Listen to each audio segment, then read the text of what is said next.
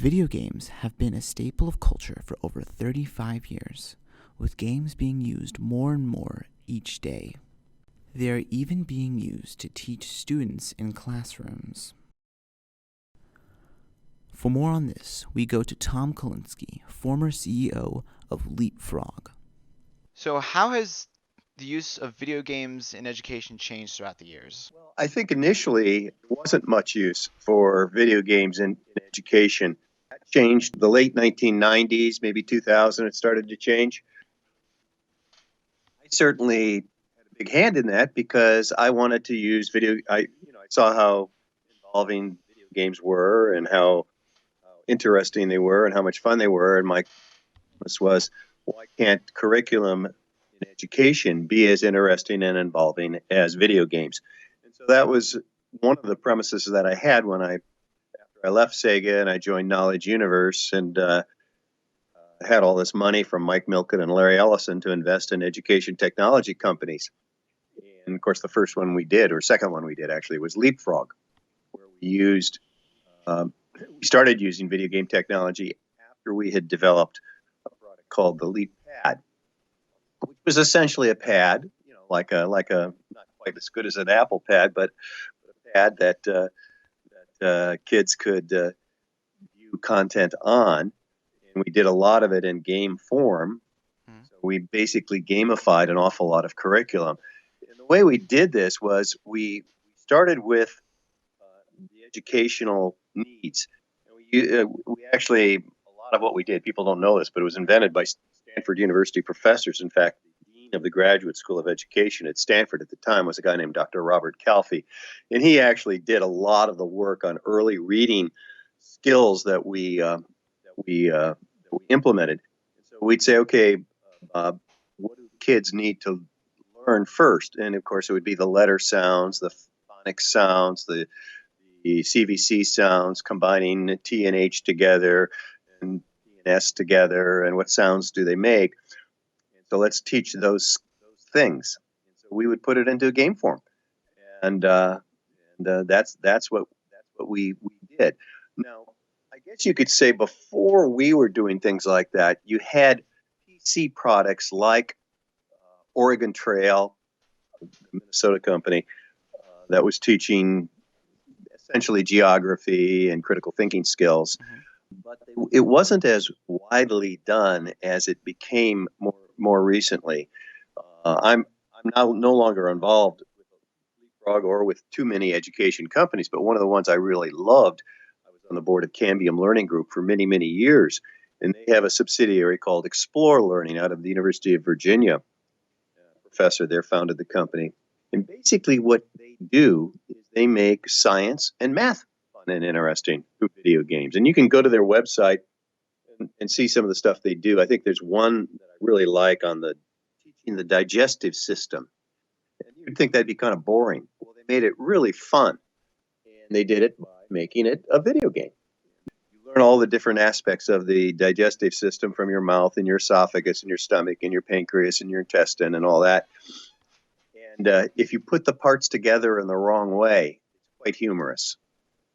And of course, that's another way of learning. If you do things incorrectly and it's fun and funny, you then learn how to do it correctly. So anyway, it changed dramatically, I would say, again, 20 years ago. It really changed. And today, of course, an awful lot of the venture capitalists here in Silicon Valley are investing in ed tech companies use what I would call video game technology to make curriculum fun and interesting. So in the current education system place, where do you see video games being used in education fitting right now? Well, I think it's always these days in supplemental education. So it's, you have your hard core curriculums, and then around those core curriculums, you have providers that are trying to make that curriculum more interesting, perhaps more fun, more involving. And that's where it seems to me that most of the educational games fit today. Okay, like more like getting the kids more interested in learning so they want to learn it instead of just having them learn all this curriculum. You learn this curriculum well, on the side you can introduce games to help make that curriculum stick. Yeah, that's exactly. I think there's quite a bit of research around the fact that if you are playing something, first of all, that's a creative process, and you tend to remember better and learn better when you're playing and you're enjoying it as opposed to it being just drudgery. So, where do you see in the future the use of video games in education going? Well, I think it will just continue. I think that, well, I think students will demand it. Students are not going to be satisfied with boring lectures, and whether it's in a high school or a college, they're just not going to be satisfied with that's the only way they can learn through textbooks and boring lectures. They're going to demand curriculum more interesting to them. I think another great example, math has always been a difficult subject to make fun and interesting. But if you look at what Dreambox Learning is doing today, Dreambox Learning, it's located, I think, in Seattle. It's actually run by an African American gal named Jessie Willie Wilson, who used to work for me at Leapfrog. And she has really made algebra fun and interesting. Well, and of course, guys like Saul Khan, he doesn't necessarily do it through games. He just does it through his explanation of how to solve different math problems.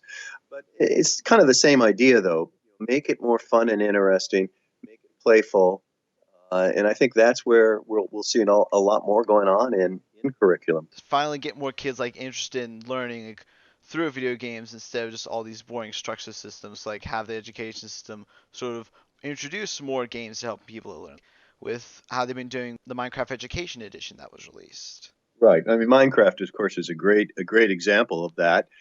And Roblox is a great example of how to learn how to program and making that fun and interesting, or even before that for younger kids, Scratch and some of those other ways of teaching programming is making it fun and interesting. Or like I think Hour of Code. Yeah, I think it's all going to increase. It's going to become more and more predominant, and we'll see it in every aspect of education. How to gamify, how to make the subject more interesting, more involving, have the students stay with it longer. Of course, I would also argue that just playing any old video game is also, in a sense, educational, because you are learning logic, you're learning memory skills, you're learning how to think, basically. So I think even the most rudimentary of video games, in a sense, is educational. Educational video games have some people asking questions. Are they really helping, or are they just letting kids play at school? We asked two Mesa High students what their thoughts were. What is your opinion on the use of video games in education? I think it would be good at with some things like team building, and you could probably make friends while doing it. What is your opinion on the use of video games in education? I personally think that it is a really great idea.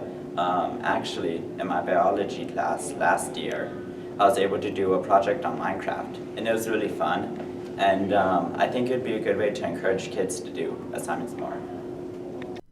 With video games being an interest to kids, no wonder teachers all across the country have started to use video games in the classroom.